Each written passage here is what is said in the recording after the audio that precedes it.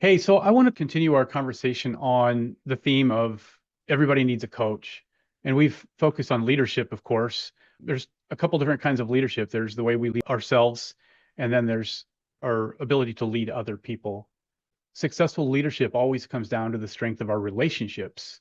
There's one common denominator at the center of all successful relationships, and that is our expectations. If we have solid expectations, healthy expectations, realistic expectations, and agreed upon expectations between two different entities, chances are we're going to set ourselves up for success and a strong relationship. If we really are misaligned with our expectations, maybe we don't have healthy expectations for ourselves or for each other, or they're unrealistic or too low or too high, we're setting ourselves up for unsuccessful relationship as a leader. Relationships can prosper when the expectations for ourselves and each other are in alignment, but they really tend to struggle when those expectations are misaligned or not acknowledged or not agreed upon. I want to talk about today four categories of expectations and then also two types of agreements. The four types of expectations are just categories. The types of agreements are necessary for working relationships. And as we talk through this, I think you'll see the importance of the agreements, which is also what I think most people probably tend to overlook more than anything. I really think this is a great coaching model to use in your one-on-ones or meetings. You really can use this across any type of communication platform for enriching your relationships, whether it be individually one-on-one or even just within a group setting. I think these same principles are going to apply. The title of this is Expectation Design, Crossing the Expectation Gap. So there's four categories of expectations in pretty much any relationship. The first expectation is what you expect from you. This is one I think people don't think of too often because most people don't think of themselves as two different people, but there really are kind of two of you. You know, if you have a conversation with yourself, I think you'd admit some of the conversations with yourself can be very productive when you have healthy expectations for yourself, but they can be pretty counterproductive when you have not very healthy, or if your expectations for yourself are not realistic, you're going to have troubles. You know, for instance, I'll just use one example. If you have OCD and you just have unrealistic expectations of yourself, you struggle with perfectionism. That's one way that you're fighting with yourself. You have unrealistic expectations. The second here, expectation is what you expect from others. Now, also, it's true that you can have unrealistic expectations for others, too high, too low. They can be unreasonable as well. The third expectation is what others expect from you. We've all grown up, you know, with different people in our lives that may have unrealistic or unhealthy expectations from us. Maybe we have an overbearing parent that expects a lot from us, or maybe we have parents that don't expect anything from us. Their expectations for us is too low. It could go either way. And then the fourth expectation is what they expect from themselves. So if you're talking about relationship between you and another person, this would be more of what they expect from themselves. And that is an entity of this whole thing. So we'll look at how that plays out. What you expect from you, you can have too high of expectations for yourself. You can have too low expectations of yourself, but you can have really healthy and reasonable expectations for yourself that are challengeable and doable. Other people can have too high of expectations for you and for themselves. They can have too low of expectations for you and themselves, or they can have healthy and reasonable expectations for you and for themselves. And, you know, they need to be mutually beneficial and they need to be challenging and doable in all cases here. And so you can kind of see the dynamics of how that works. So it is a two-way street. When we talk about these expectations, it's important to understand that it is a two-way street. Too often, it's a one-way street. We're way more focused on what we expect from someone else than what other people expect from us. In fact, sometimes what the other person expects from us is just out of our mind. We're not even thinking about that because it doesn't seem to be as important, but we'll explore that. When our expectations are too high, they're unhealthy, unreasonable, and they can be damaging. When our expectations are too low, either for ourselves or for others, or their expectations are too low for us or themselves, they can be uninspiring or underambitious. We can maybe just lower the bar too low and not expect much out of ourselves, not expect much out of others, and maybe they don't expect much out of themselves or us either. And that's just not a way for us to grow and to get better. Those are the four expectations that we'll discover. want to look at the two rules for expectations. They're kind of the same thing, just kind of two sides to the same coin. But the first one is you cannot make anyone do anything that you expect. If you have expectations for someone, you just have to realize that you can't make them do it. So there's got to be an alternative strategy apart from making them do it or forcing them to do it or coercing them to do it. You have to think of a better way of doing that. And the second rule here is you cannot expect from someone that they do not expect for themselves. You can't even expect it if they don't expect it for themselves. And I think we violate this a lot. I think there's a lot of times when we expect somebody to do something, but they don't expect it for themselves. And then we're in a conundrum. Then we have to figure out, how do we get them to do it? We expect it, but they don't expect it for themselves. So how do we get them to do it? Well, we're asking the wrong question. You can't get them to do it, and you can't even expect them to do it. All you can do is help them expect it for themselves. So that's kind of the key here. We have to take the route that we're not trying to make anybody do anything. We're trying to help somebody want to do it so that they expect it for themselves. I will say, going through this, I was kind of convicted, and I kind of came to a conclusion that I think we all probably struggle doing this a lot more than what we think we do, whether it be setting healthy expectations for ourselves or setting healthy expectations for others.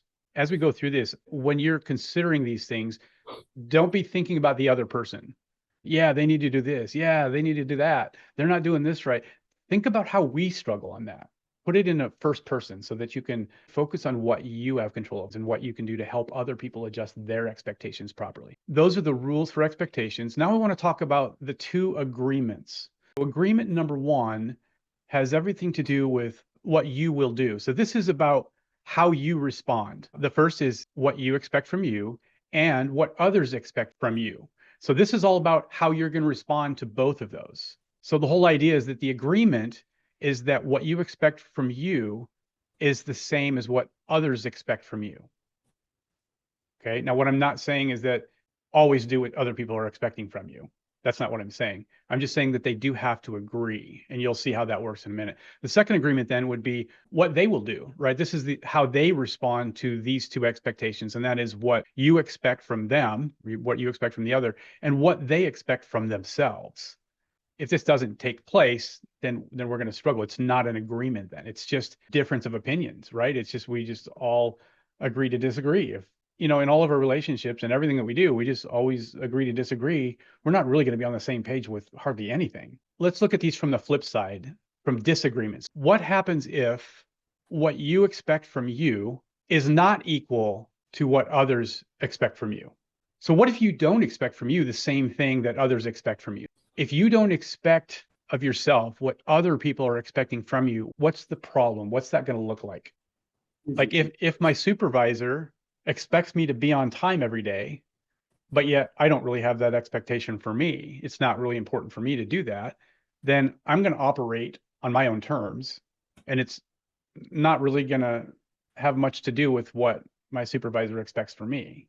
I might be compelled to be on time more often if I'm going to experience consequence for being late. But realistically, if I don't expect to be on time, or if I don't expect to hit a certain goal or hit a certain KPI or level of something, but my supervisor does expect me to hit that, how is anything going to get done? How are we actually going to hit it then? If we have low expectations from ourselves, it could be that our leader might have greater expectations for us than we have for ourselves, in which case our expectations might be unhealthy. Or it could be that our supervisor has too high of expectations for us, and we're just not going to expect that. It's like, no, you can't expect me to work 100 hours a week. I'm not going to do that. Theirs could be too high or too low for you, or they could be healthy. And so then the disagreement number two is just pointing the other direction, really. It's what you expect from others.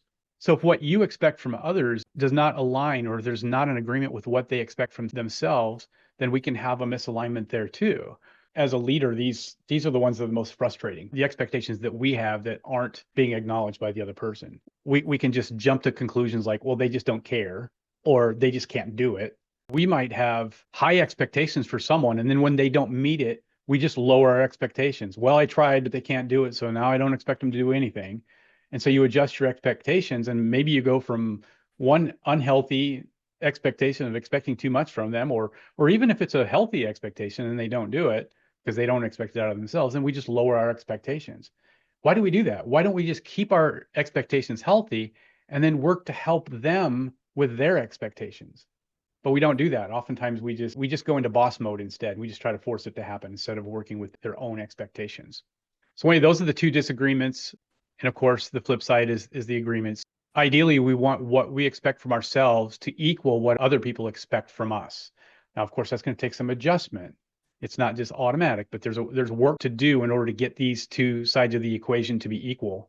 That's the goal. That's what we want to get to. And then, of course, with agreement two, we want what we expect from others to equal what they expect from themselves. Are we in agreement that this is what you should do, that this is what's expected? And when they agree and you agree, then you're on the same page. When what you agree you should do and what they agree you should do are in agreement, then you're fulfilling that agreement and you're bridging the gap. The gap between what's expected that's the expectation gap. Of course, the goal is that we want to bridge that gap so that we can have clear transparency between the two and agreements. Collaborative trust, basically what I call expectation alignment. Expectations need to be, and we've already discussed a few of these already, but this will kind of pull it all together. So our expectations need to be communicated. We need to talk about it. Oftentimes expectations, that expectation gap will stay and it'll sometimes even widen just because we're not addressing it. We go into passive aggressive mode or passive mode or aggressive mode where we're just not addressing it in an assertive way. We're just working around it and it just doesn't get communicated. So we continue moving on, not knowing the expectations. The second part, then we have to communicate it first, and then we need to understand and get clarity. We need to understand it's not enough to just communicate it. You can communicate it, but maybe it's just not clear. And that requires some extra work. Let me get this straight. So what you're saying is, and you're getting clarity. And sometimes it's like, no, that's not what I'm saying. Let me say it a different way. So we need to understand what those expectations are from each other and for each other and clarify them. We need to do that before we even move on. Sometimes we try to reject or accept an expectation before we understand it. We need to hold off on the accepting or rejecting of an expectation until we fully understand it first. You got to gain that extra information so that you fully understand it, so you're qualified to do that. If you understand it and there's clarity, then you also have to ask yourself, is it healthy and reasonable? And if it isn't healthy and reasonable, maybe you understand it like, okay, so if I understand this right, you're telling me you really do want me to work 100 hours a week, right? And with no overtime, is that what I'm understanding? Okay, well, that's not healthy or reasonable. So I'm going to reject that. So I'm going to eliminate that as an expectation for myself. I'm just not going to do that. You can still expect it out of me, but I'm not going to do it. So we're not going to have any kind of agreement on that. So it needs to be healthy and reasonable. But if you come to that, to the healthy and reasonable, and it passes that test and you both believe it's healthy and reasonable, well, then you can move on. And anything that's not needs to be adjusted or eliminated. And sometimes that's the case. Sometimes we just have unrealistic expectations for somebody else, or they might have unrealistic expectations for us. And we just need to talk through it and adjust those. It might be the other person that needs to adjust their expectations, or it might be us that needs to adjust our expectations. But that'll never happen until we talk about it. And once we talk about it and we make that adjustment or eliminate it, maybe it's one of those things that it's just not realistic and it just needs to be eliminated. Let's just throw it out the window, and that just isn't an expectation from either side. So once we understand it and it's been communicated, it's healthy and reasonable, and we've adjusted and eliminated those expectations that don't belong, that we can't agree upon, then we need to actually agree upon it. And when we have these expectations that have now been clarified and we agree upon them, it could be simple expectations that we agree upon, like, hey, would you run to the cooler and grab this for me? Sure, no problem, I'll do that. Or it could be a contract that you sign. So there's all different levels of this, but there needs to be agreement. If there's not an agreement, you can't expect it to happen, not at all. Like in our company, we talk about the eye contact and the head nod, like what you would do with a toddler. You're giving them an expectation and they're just looking away, and you got to grab them by the chin and give that eye contact and a head nod so that you know that they understood. Sometimes it needs to be that way too, just in the working area. There needs to be something that we know that there's an agreement. On the simple level, it can just be yeah, I understand, to the more complicated, agreement, which would be like a contract, a fully understood contract. Maybe you need to have a lawyer next to you to make sure that you both agree and understand the contract well enough, right? That's why we have to hire counsel for things sometimes.